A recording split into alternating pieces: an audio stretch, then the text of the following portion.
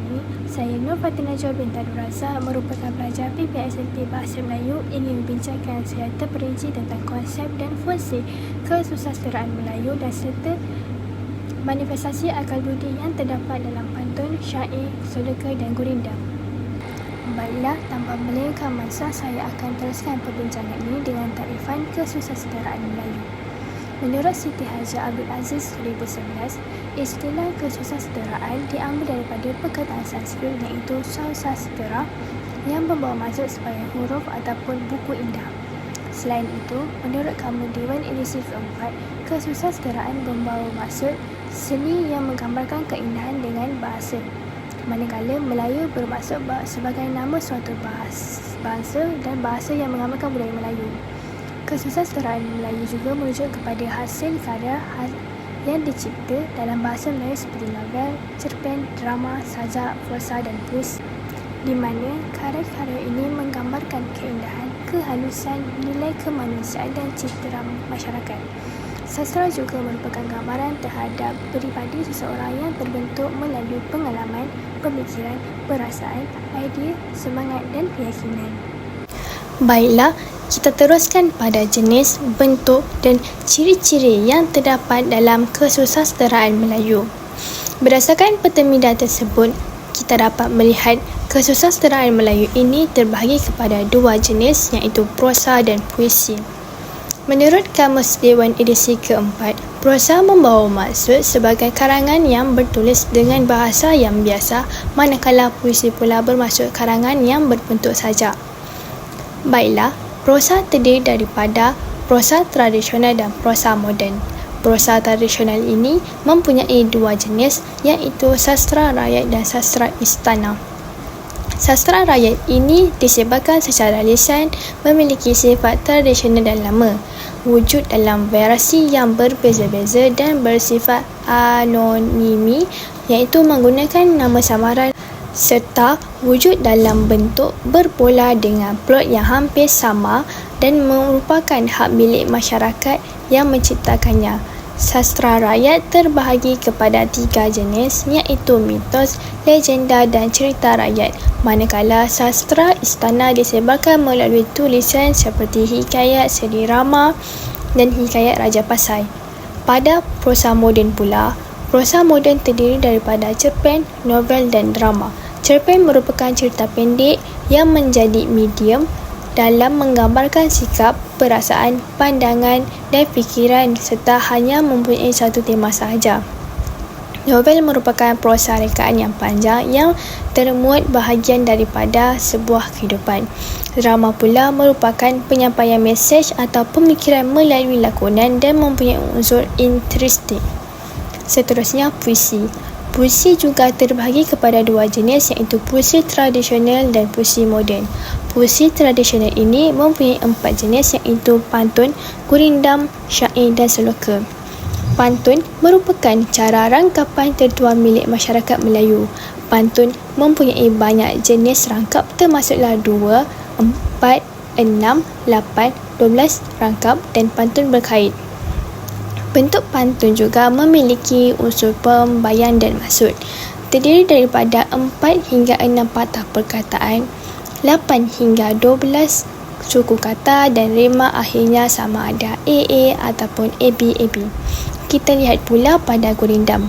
Gurindam berbentuk terikat iaitu terdiri daripada 2 baris serangkap yang ada 3 hingga 6 patah perkataan dengan rima akhirnya AA. Suku kata dalam sebaris ialah 8 hingga 12 suku kata. Gurindam mempunyai unsur nasihat, pengajaran, kebenaran dan penyataan cinta. Selain itu, syair ialah sejenis puisi lagu yang berbentuk seperti mempunyai 4 baris serangkap dengan rima akhir AAAA dan setiap baris ada 4 hingga 5 patah perkataan dengan suku kata ada 8 hingga 12 setiap baris. Syair didendangkan memiliki unsur cerita, kisah, nasihat dan puji-pujian. Akhir sekali, dalam puisi tradisional ialah sloka. Sloka adalah pepatah, bidalan ataupun perumpamaan yang ada unsur jenaka, gurau senda, olokan, ejekan dan sindiran. Sloka memberikan pengajaran dan teladan kepada pendengar. Sloka berbentuk terikat iaitu 4 baris serangkap dan ditulis dalam bentuk bebas di mana setiap baris mempunyai isi puisi. Kita lihat yang terakhir ialah puisi moden. Puisi moden hanya memiliki satu bentuk karya sahaja iaitu sajak. Sajak lebih bebas dan tidak terikat pada pola khusus walaupun ada memberikan ciri mitra, ritma dan rentak. Sajak mementingkan pengucapan perasaan, pemilihan kata-kata malah memiliki perasaan dan tangkapan. Sajak mempunyai penulis berbanding ke semua puisi tradisional yang merupakan milik bersama. Mari kita lihat sama-sama pada puisi. Sastra Melayu memainkan pelbagai peranan yang penting dalam aspek kehidupan manusia, di mana sastra Melayu berfungsi sebagai cara untuk mewujudkan pemikiran yang bijaksana dalam memimpin manusia agar mencapai kemajuan yang sesuai dalam kehidupan. Antara fungsi sastra Melayu ialah sastra Melayu sebagai alat pendidikan, instrumen perpaduan, dakwah, hiburan serta medium protes dan kritikan sosial. Fungsi sastra dalam alat pendidikan. Sastra Melayu memegang peranan yang penting dalam pendidikan. Hal ini dikatakan demikian kerana karya sastra Melayu mempunyai unsur pengajaran, nasihat dan kesedaran. Karya-karya ini memberikan didikan dan pesanan kepada masyarakat dengan menggunakan galasan seni bahasa.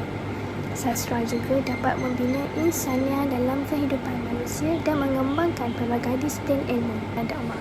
Sastra yang disampaikan oleh pengarang memiliki pelbagai unsur keagamaan bagi disampaikan melalui seni bahasa.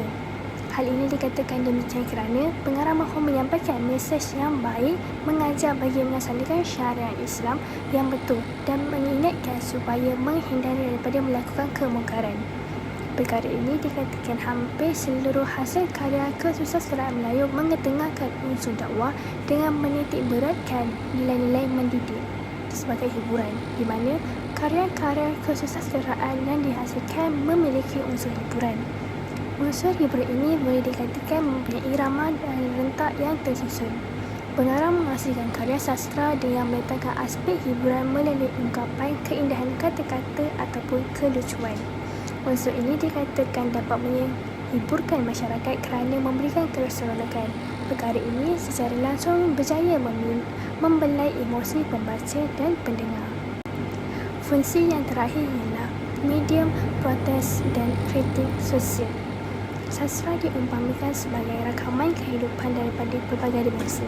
Hal ini dikatakan demikian kerana karya-karya kesusasteraan dapat merakamkan sesuatu yang berlaku dalam realiti kehidupan manusia. Kehidupan manusia sering dikaitkan dengan sastra. Masyarakat dan kehidupan mempunyai kaitan dalam mempengaruhi tindakan tata susulia dengan tujuan mendengar, mengkritik dan menyampaikan mesej. Baiklah, kita beralih pada sesi untuk mengenal pasti manifestasi akal budi yang terdapat dalam pantun, syair, sloka dan gurindam. Pantun. Cedok air dengan bali, cedok nasi dengan senduk. Baik dibawa resmi padi, semakin berisik semakin tunduk. Manifestasi akal budi yang terdapat dalam pantun tersebut, rangkap pantun di atas menunjukkan bahawa semakin banyak ilmu yang ada pada seseorang individu, maka mereka akan semakin tunduk sebagai tanda merendah diri. Pantun ini menunjukkan bahawa orang yang rajin belajar akan sentiasa merendahkan diri apabila bergaul dengan orang lain. Hal ini dikatakan demikian kerana kesantunan berbahasa adalah penting dalam masyarakat Melayu pada masa lalu. Mereka yang mempunyai kesantunan bahasa yang tinggi akan bercakap dengan cara yang merendahkan diri seperti menggunakan bahasa yang sopan dan halus. Oleh itu, mereka akan dipandang tinggi oleh orang lain. Jelaslah terbukti bahawa kesantunan berbahasa memainkan peranan penting dalam membentuk seseorang yang bersikap rendah diri dan berbudi bahasa. Syair Perahu, karya Hamzah Fansuri. Inilah gerangan suatu mada, mengarangkan syair terlalu indah, membetuli jalan tempat berpindah, di sanalah etikat diperbetuli sudah. Wahai muda, kenali dirimu, ialah perahu tamsil hidupmu. Tiadalah betapa lama hidupmu, ke akhirat jua kekal hidupmu. Hai muda arif budiman, hasilkan kemudi dengan pedoman. Alat perahumu jua kerjakan, itulah jalan membetul insan. Manifestasi akal budi yang terdapat pada syair tersebut ialah: pada rangkap pertama, penyair ingin menyampaikan sebuah syair dengan kata-kata yang indah tentang perjalanan hidup manusia yang mencapai kemenangan di akhirat. Perkara ini secara langsung dapat membetulkan perjalanan hidup manusia yang penuh berliku dengan cara meninggalkan keimanan.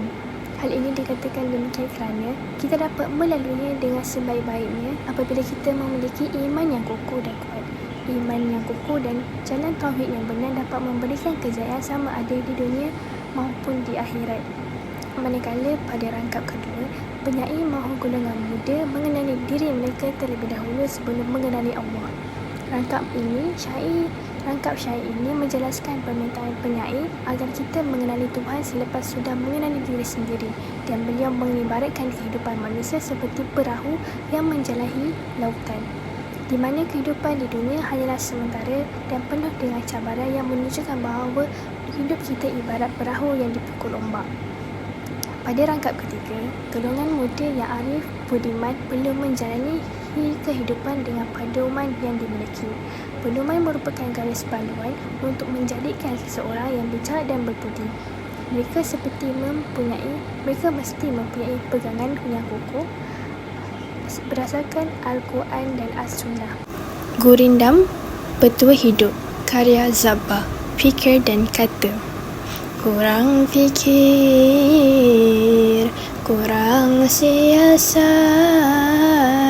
tentu dirimu kelak tersesat.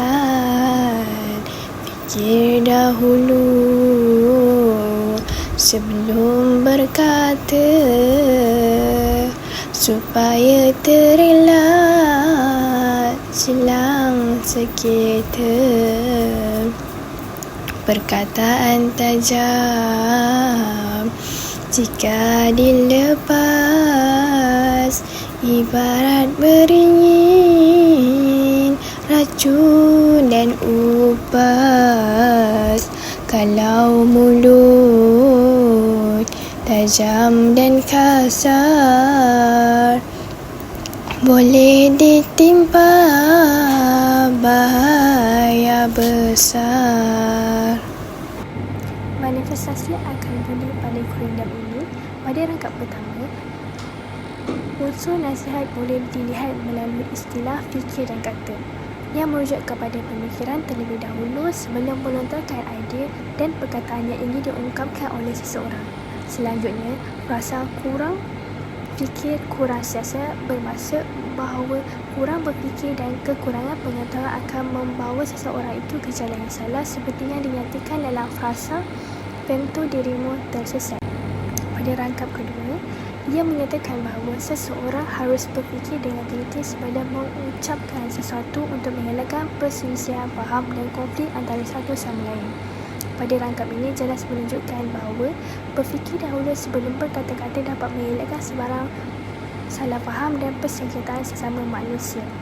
Melalui gurindam ini, penulis ingin menyampaikan pesanan kepada orang ramai bahawa fikiran dan perkataan yang digabungkan, hidup akan lebih tenang dan aman. Pada rangkap ketiga, manifestasi akal budi yang terdapat pada rangkap ketiga ialah kata-kata yang kesat yang diumpamakan sebagai perkataan tajam dan kurang sopan jika dituturkan boleh memudaratkan hidup masyarakat. Kita seharusnya menjaga sikap kata-kata yang ingin diungkapkan supaya tidak menggores perasaan seseorang. Perkara ini secara langsung dapat mencerminkan peribadi seseorang yang mempunyai budi bahasa yang tinggi. Akhir sekali, pada rangkap keempat, nasihat yang ingin disampaikan adalah sekiranya seseorang berbicara dengan kata-kata yang pedas dan kurang sopan, boleh menyebabkan dia mengalami masalah yang besar. Hal ini ibarat seperti kerana mulut badan binasa. Seleka Pak Kadut. Aduhai malang Pak Kadut, ayamnya menang kampung tergadai. Ada nasi dicurahkan, awak pulang ke buluran. Hai mudi menungkak surut, hilir menungkak pasang.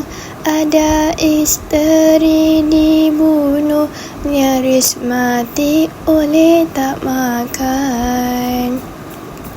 Masa berlayar kematian angin, sauh di lampu bayu berpuput. Ada rumah bertandang duduk, aduhai malang Pak Kadut. Manifestasi akal budi pada Seleka.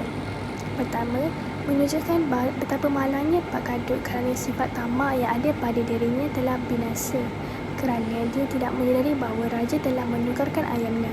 Walaupun ayamnya menang, kampungnya masih tergadai akibat perjanjiannya dengan raja tersebut. Selain itu, ada nasi dicurahkan, awak pulang ke buluran, menggambarkan Pak Kadut membuang semua nasi yang dia ada dan pulang kelaparan kerana dia tidak mempunyai apa-apa untuk dimakan. Ini menunjukkan bahawa sikap Pak Kadut yang suka mewazir hingga sanggup membuang nasi walaupun hanya tinggal selai sepinggang. Seterusnya, dia membuat perkara yang tidak betul dengan mudik ketika air surut dan menghilir ketika air sedang pasang. Pak Kadut ini dianggap sanggup membunuh isterinya kerana kelaparan. Dia juga hampir mati kerana tidak dapat makan. Lain sekali, Pak Kadut ditimpa malang apabila sedang melayar kematian angin dan apabila hendak melabur. Angin boleh bertiup. Pada pengakhirannya, Pak Kadut berempat di kawasan orang walaupun memiliki rumah. Oleh itu, sebagai masyarakat yang berpengetahuan dan berfikiran rasional, sikap tamak dan membazir harus dielakkan kerana ia boleh memakan diri sendiri dan memberikan kemudaratan. Baiklah, kita berada di penghujung perbincangan. Kesimpulannya, pantun, syair, seleka dan gurindam merupakan karya sastera yang menjadi sanduran untuk membentuk cendekiawan Melayu dan melahirkan masyarakat yang berestetika.